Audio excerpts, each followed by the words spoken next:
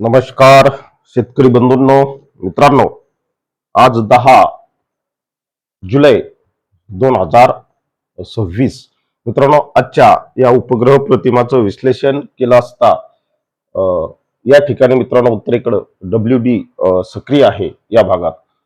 त्यानंतर मित्रांनो मोठ्या प्रमाणावर बंगालच्या उपसागरात गंगे मैदानामध्ये ढगाळ परिस्थिती दिसत आहे आणि महाराष्ट्रात फारसा बाष्प पुरवठा सध्या आपल्याला दिसत नाही. कारण का? तर अरबी समुद्र शांत आहे. बंगालच्या उपसागरात अद्याप स्ट्रॉंग लो प्रेशर सिस्टीम पुढेही कार्यरत नाही. म्हणून किमान पुढील 8 ते 10 दिवस राज्याच्या वेगवेगळ्या भागात किनारपट्टी सोडता कुठेही फारशा पावसाच्या नोंदी होणार नाही. परंतु ही परिस्थिती मित्रांनो नंतर बदलत आहे. त्या संदर्भातला अंदाज आपण वर्तू. मी राजभाऊ उगले, राहणार कोठाळा, तालुका मुरड, जिल्हा जालना. मित्रांनो, या सर्व पार्श्वभूमीवर आपण काही अंदाज महाराष्ट्राला दिले होते. त्या अंदाजाची सत्यता आपण पडताळणार आहोत. आपण सातत्याने सांगितलेले आहे की आपले बाष्प यावर्षी कोणीतरी चोरून घेऊन जात आहे. कोणीतरी चोरून घेत आहे. नवे नवे आपला मान्सून चोरल्या जात आहे. हे आपण सातत्याने सांगितले. मी पाठीमागे अंदाज वर्तवला होता की इथं बावी नावाचं एक चक्रीवादळ कार्यरत आहे आणि या चक्रीवादळाकडं आपलं बाष्प हे खेचल्या जात आहे. हे मी माग 8 ते 10 दिवसापूर्वी आपल्या शेतकरी बांधवांना सांगण्याचा प्रयत्न केला होता. बरोबर. म्हणून त्या पार्श्वभूमीवर मित्रांनो आज दिवे मराठी सारख्या न्यूज पेपरला सुद्धा बातमी आली, महाराष्ट्रात पुढील 10 दिवस तुरळक ठिकाणी पाऊस. तुम्ही पाहू शकता, सुपर टायफोन बावी मुळे मान्सूनच्या पावसाला ब्रेक. म्हणजे मोठ्या प्रमाणावर हे दक्षिण चीन समुद्रामधलं वाष्प आहे, सॉरी टायफोन आहे आणि हा टायफोन आपलं बाष्प घेऊन जात आहे. म्हणजे आपल्या राज्यातला पाऊस का कमी होत आहे हे सुद्धा सांगितलं पाहिजे. आणि या टायफोनकडे मोठ्या प्रमाणावर वारे खेचले जात आहे. म्हणून मित्रांनो घाटावर जबरदस्त वाऱ्याचा प्रभाव यावर्षी 40 ते 50 किलोमीटर वेगाने पश्चिम कोस्टल लाईनला त्या कालखंडात या ठिकाणची जेव्हा लो प्रेशर होती त्या लो प्रेशरकडे आणि त्या बावीकडे जेव्हा वारे गेले तेव्हा घाटावर जबरदस्त वारे वाहिले. महाराष्ट्राच्या अंतर्गत भागात वारे वाहत होते. ढग आपल्या डोक्यावर पडत होते पण पाऊस देत नव्हते. कारण जेव्हा जेव्हा मित्रांनो वाऱ्याचा वेग अधिक असेल तेव्हा तेव्हा अंतर्गत महाराष्ट्रात विशेषतः मराठवाड्यात पाऊस पडायला संकट असतं, अडचणी येत असतात. प्रचंड प्रमाणात बाष्पयुक्त ढग आपल्या डोक्यावर वाहतात परंतु ते पाऊस देत नाहीत आणि नेमकं तेच झालं. घाटावर जबरदस्त टक्कर झाल्यामुळे मित्रांनो प्रचंड प्रमाणात घाटाची नासधूस केलेली या पावसाने आणि हवेने. चांगला पाऊसही दिला कोकणात. असो, कोकणात पाऊस पडला म्हणजे सर्व महाराष्ट्रात पडला असाही त्याचा अर्थ नाही. तर मित्रांनो या मॉडेलच्या नुसार जर आपण पाहिलं तर सध्या लो प्रेशर सिस्टीम आपली ही गंगे मैदानामध्ये सक्रिय आहे आणि या ठिकाणी एक लो प्रेशर सिस्टीम आहे मित्रांनो. ही उष्ण आणि कोरडी हवा आहे, लक्षात घ्या. उष्ण आणि कोरडी हवा आता मित्रांनो अगदी कालपासूनच 9 तारखेपासूनच राज्याच्या अंतर्गत भागापर्यंत येत आहे. त्यामुळे राज्यातलं वातावरण दमट आणि उष्ण बनलेलं आहे. आर्द्रतायुक्त वातावरण आहे परंतु त्या आर्द्रतेतून पाऊस पडण्याचे चान्सेस कमी आहेत. तुरळक ठिकाणी हलक्या सरी पडतील. उष्ण आणि कोरडी हवा ही राज्यात मित्रांनो साधारणतः 14 तारखेपर्यंत राहणार आहे. आज 10, अजून 4-5 दिवस ही आपल्याला अनुभवायला मिळेल. आणि मित्रांनो या कालखंडात मराठवाड्यासारख्या प्रदेशामध्ये आधीच पाऊस कमी आणि त्यामुळे त्या भागातल्या शेतीवर आणखी त्याचा परिणाम आपल्याला प्रकर्षाने जाणवेल. पावसाळ्यात उन्हाळ्याची आठवण मराठवाड्यातील शेतकरी बांधवांना येणार आहे. कारण का? टेम्परेचर वाढणार आहे थोडंसं आणि टेम्परेचर वाढल्यामुळे या सर्व पार्श्वभूमीवर हा अनुभव आपण पाठीमागे व्यक्त केला होता की पावसाळ्यात उन्हाळ्याचा अनुभव तो हा कालखंड आहे.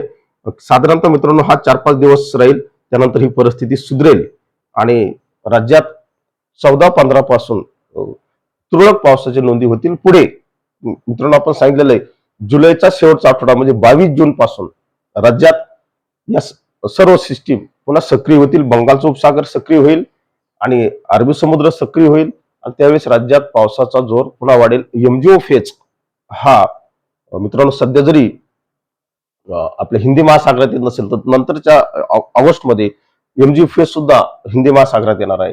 IOD सुद्धा सौम्य पॉझिटिव्ह कडे जात आहे. हे सर्व वातावरण जुलैच्या शेवटच्या आठवड्यापासून म्हणजे 22 तारखेच्या नंतर 22-23 तारखेनंतरच ते सर्व बनत आहे. साधारणतः मित्रांनो त्याला आषाढी एकादशी सुद्धा लागणार आहे. आपल्या मराठवाड्यात माझ्या मराठवाड्यात सातत्याने म्हटलं जातं जोपर्यंत गजानन महाराजाची दिंडी ही परत येत नाही तोपर्यंत राज्यात चांगला पाऊस पडत नाही, महाराष्ट्रात मराठवाड्यात चांगला पाऊस पडत नाही. मित्रांनो यावर्षी सुद्धा अगदी सेम त्याची पुनरावृत्ती होण्याची शक्यता झालेली आहे. सातत्याने श्रद्धेचं आणि विश्वासाचं ठिकाण म्हणजे पंढरीचा पांडुराया आहे. मित्रांनो काल भारतीय हवामान विभागाने आपला दीर्घ पल्ल्याचा हवामान अंदाज व्यक्त केला. या हवामान अंदाजावर आपण जर नजर टाकली अतिशय संक्षिप्तपणे थोडक्यात याचं विश्लेषण करू. सध्या राज्यात फारसा पावसाची नोंदी होणार नाहीत हे या अंदाजावरून कळतंय आणि पुढील किमान 15 दिवस तरी राज्यात विशेषतः मराठवाड्यात आधीच पेरण्या नाहीत आणि अशा ठिकाणी किमान 15 दिवस तरी मराठवाड्यातल्या सारख्या भागाला पावसासाठी अजून वाट पाहावी लागेल असं या मॉडेलकडून आपल्याला माहिती मिळत आहे. थोडीशी दुसऱ्या आठवड्यात मित्रांनो परिस्थिती सुधरत आहे म्हणजे शेवटच्या आठवड्यात इथं सुधारताना आपल्याला दाखवलेली आहे. पांढरा कलर मित्रांनो सरासरी पाऊस हा दर्शवतो, सामान्य पाऊस दर्शवत आहे. सामान्य पाऊस होईल असं या मॉडेलला. ग्रीन कलर निळा कलर हा अधिक पावसाचे संकेत देतो. इकडे आपण जर पाहिलं तर मित्रांनो पूर्व विदर्भात आपल्याला ग्रीन कलर दिसत आहे. उत्तर महाराष्ट्रातली मित्रांनो माझे नंदुरबार धुळे जळगावची मित्र कंपनी सातत्याने फोन करत आहे की आमच्या जळगाव धुळे नंदुरबार बद्दल अंदाज व्यक्त करा. मित्रांनो नंदुरबार मध्ये ही परिस्थिती आणखी गंभीर होणार आहे. नंदुरबार मध्ये सुद्धा मित्रांनो किमान 15 दिवस तरी पावसाची अपेक्षा नाही कारण उत्तरेकडनं येणारा वाऱ्याचा प्रभाव हा थेट नंदुरबारवर परिणाम करणार आहे. कारण का या ठिकाणून जे वारे येणार आहेत उष्ण आणि कोरडे हे नंदुरबार जिल्ह्यावर जास्त अटॅक करणार आहेत कारण गुजरातला लागून तो भाग आहे. गुजरातमध्ये सुद्धा पावसाची ऍक्टिव्हिटीज कमीच आहे त्यामुळे नंदुरबार मध्ये सुद्धा कमी आहे. किमान ही परिस्थिती मित्रांनो 22 जुलैच्या नंतर चांगल्या पद्धतीने सुधरेल असं आपण या ठिकाणी सांगू शकतो. या सर्व पार्श्वभूमीवर मित्रांनो राज्यातल्या पावसाची जर परिस्थिती आपण समजून घेतली तर नंदुरबार जिल्ह्यात सर्वात कमी पाऊस आहे. 71% तिथं मायनस झालेला पाऊस आहे आणि हा जो तुम्हाला रेड कलर दिसत आहे हा रेड कलर मित्रांनो आपल्याला कमी पावसाची शक्यता दर्शवतो. ही कुठले जिल्हे सोलापूर आहे, धाराशिव आहे, लातूर आहे, नांदेड आहे, परभणी आहे, जालना बीड आहे, जालना आहे, हिंगोली, वाशिम, इकडे मित्रांनो गडचिरोली, चंद्रपूर आणि भंडाऱ्याचा सुद्धा काही भाग आहे. हा लाल कलर मित्रांनो कमी पर्जन्यमान दर्शवतो. वेगवेगळ्या जिल्ह्यात वेगवेगळी तूट आहे. माझ्या जालना जिल्ह्यात 36% तूट आहे. मित्रांनो ही तूट या 15 वर्षात पुन्हा वाढणार आहे कारण पुढील 15 दिवस तरी या राज्याच्या या जिल्ह्यामध्ये समाधानकारक पावसासाठी नाहीत. 22 तारखेच्या आसपास 22-23 तारखेच्या आसपास आपल्याला पुन्हा पावसाच्या परिस्थिती सुधारतील तेव्हा कुठं इथली तूट भरून निघेल तोपर्यंत तरी नाही एवढंच या निमित्ताने सांगतो. मित्रांनो हा माझा आवाज राज्याच्या वेगवेगळ्या कानाकोपऱ्यात जाण्यासाठी कमी पडतोय. तुम्ही आपल्या चॅनलच्या माध्यमातून आपलं चॅनल वेगवेगळ्या ग्रुपवर शेअर करत चला. माझी तक्रार आहे माझ्या मित्रांना, माझे लोक व्हिडिओ पाहतात 30-40 हजार लोक व्हिडिओ पाहतात परंतु तो शेअर केला जात नाही, त्याला सबस्क्राईब केलं जात नाही. तर हे सर्व गोष्टी तुम्ही करत चला आणि आपल्या चॅनलला बळकटी द्या. आपला आवाज हा राज्याच्या कानाकोपऱ्यात जाणं गरजेचं आहे. एवढंच या निमित्ताने तुम्हाला सांगतो, थांबतो. मित्रांनो अधिक विश्वसनीय माहितीसाठी IMD सारख्या महत्वाच्या हवामान संस्थेला फॉलो करा.